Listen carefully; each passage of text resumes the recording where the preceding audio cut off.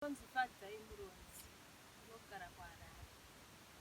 Ndakangofonerwawo nasisi vangu ava vachiti mwana akuvara. Ndikabvunza kuti akuvara nei, zvikanzi atsikwa nemhembo achibva adonha mazino. Mazino mangani amai akadonha? Mazino kwakazodonha 1 racho ndorasara but richiri kuzunguzika. Hamhinoti richabata here kana kuti richadonha futi. Gotsi ratoreba kupfuurira mbangu.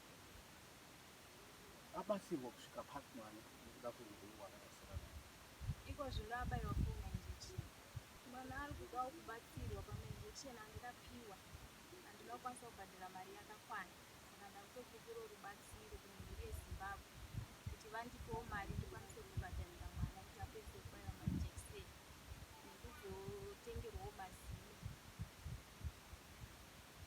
Kana ndikawana $50 pari zvinozvi tongoti akaenda kuchikoro ngononyora matesiti edzoka. Paanongodzoka ari kusvika achiswongora rezvi zvavo kuti musoro wokurwadza. Ndazimukanwa mabuda zvimatuzu. Kudya kwachona kuri kutonetsa asi kukwanisa kunyatsodya zvakanaka. Anodawo chikafu chakafanana neporiji, mahewu kuti akwanise kudya.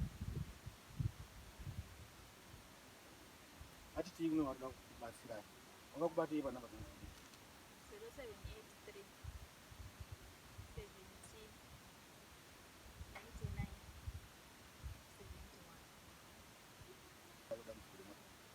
Ndachingokumbira rubatsiro kumhuri yeZimbabwe kuti mwana apedzise kubaiwa mainjekisheni.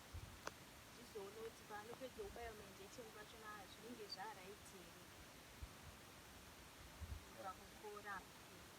Chinoitika ndechekuti vana vakati takuenda kuhuni vakaenda ndikavasudza vana vachiti mumwe wacho akuti ndakuvara zino radonha.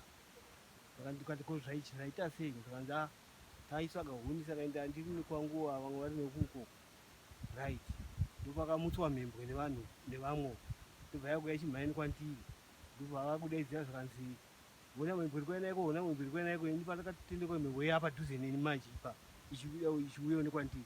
Pandakatendeka manje kuti nditize ndibva ndawira mugoronga. Ipapo haana zonyadzana kuti akaitwa sei amwe ndakawira mugoronga. Ndawira mugoronga mhembwe ndibva yasikuchirika nepandiri goronga riyei ndawira mugoronga. Ndibva ichirika nepamusoro ndibva yaenda. Ndipo akazobuda manje adonha zino. Chituko ichi chinoedza pakutarisira pokuti mazariro ari kuita mwana uyu ari kuti indakutiza ndibva ndawira mugoronga.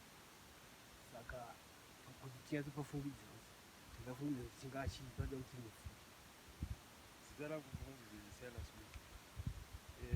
Patsaona yakaitika ndine kushamisika zvikuru nekuti hatisati tambozviona pakukura kwedu kwose, hatisati tamboona chituko chakafanana nechichi. Zvakatotishamisawo pandakazwa kuti mwana aenda kuhuni. Paenda kuhuni ipapo adhungwa nemhembwe zino rikabva. Takakanuka chaizvo tikati hatisi chivanhu here ichi, kana kuti hatisati tambozviona pakugara kwedu kwose, kana kukura asati munhu achitaura naye kuti kune chituko chakadaro chakamboitika mukugara kwedu. Saka zvinhu zvakatikanutsa zvokuti nanhasi uno tichine kushamisika chaizvo kuti sei zvadaro pamwana kudai, mwana mudiki akadai. Zvinhu zvakatityisa. Nzvimbo idzi dzagara kunoku isusu nzvimbo dzinoereswa. Inzvimbo dzinoitwa zvechivanhu. Inzvimbo dzinotoereswa. Saka ipapo zvinogona kudaro nekuti inzvimbo dzevanhu. Kuti zvemudzimu zvinenge zvichiitwa ikoko kunoitwa zvemudzimu. Kuerera. Kuerera. Kunoitwa zvemudzimu.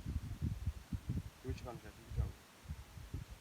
Nzvimbo idzi inzvimbo dzekuti dzinotombooneka kana zvimwe zvishamiso zvikuru zvinototyisa munzvimbo iyoyo. Saka ndopaya pandati chivanhu. Nekuti pane zvimwe zvakamboitika kumashure uko, vamwe vachira mugodhi ikukuya uko vachienda makusina vakasvika mudunhu zvinokara zihombe chaikuti nanhasi mugodhi wakabva watongosiyiwa wakadaro. Saka ndoona kuti nzvimbo iyi inzvimbo dzinoera. Rubatsiro rwakakumbidza kuwanika nekuti akamhanywa naye kuchipatara akanyorapwa, akatsvagirwa zvaidiwa kuti marwadzo adzikire, anzwe zviri naye. Saka ndinoti ruyamuro rwakawanikwa. Zvakaitika izvi zvakatishamisa nanhasi, tichiri kutotya hatisati tagadzikana mupfungwa